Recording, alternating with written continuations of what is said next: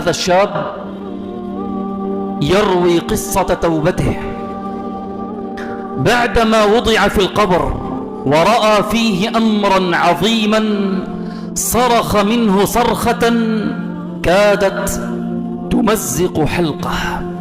فماذا رأى وما الذي حدث معه؟ أعيروني السمع والأبصار والأفئدة، والله أسأل أن يجعلنا ممن يستمعون القول فيتبعون أحسنه.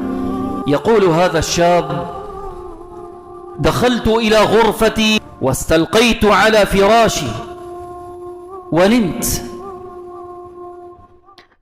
فجاءت زوجتي وأيقظتني، ففتحت عيناي وقلت لها: ماذا تريدين؟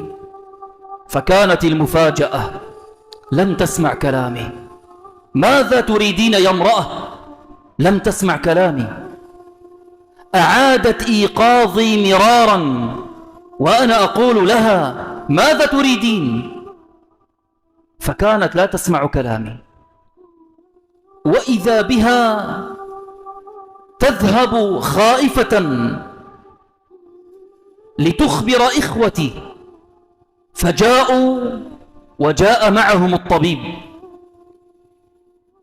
فكشف علي الطبيب فقلت له: يا دكتور ماذا تريد؟ أيضا كانت المفاجأة، لم يسمع كلامي. ثم سمعته يقول: توفي أخوكم، توفي أخوكم. فصرخت وقلت: يا دكتور أنا حي، لم أمت، يا إخوتي يا زوجتي أنا حي، ولكنهم لا يسمعون كلامي. فبدأوا يبكون، ثم سمعتهم يقولون: عجلوا بالجنازة، عجلوا بالجنازة.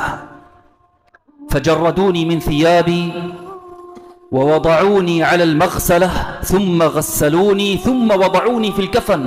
فصرخت وقلت لهم: لا تغلقوا الكفن، أنا حي لم أمت، ولكنهم لا يسمعون كلامي. ثم وضعوني في التابوت وحملوني إلى المسجد، فسمعتهم يصلون علي، ثم حملوني إلى المقبرة، فأخرجوني من التابوت وأنزلوني إلى القبر.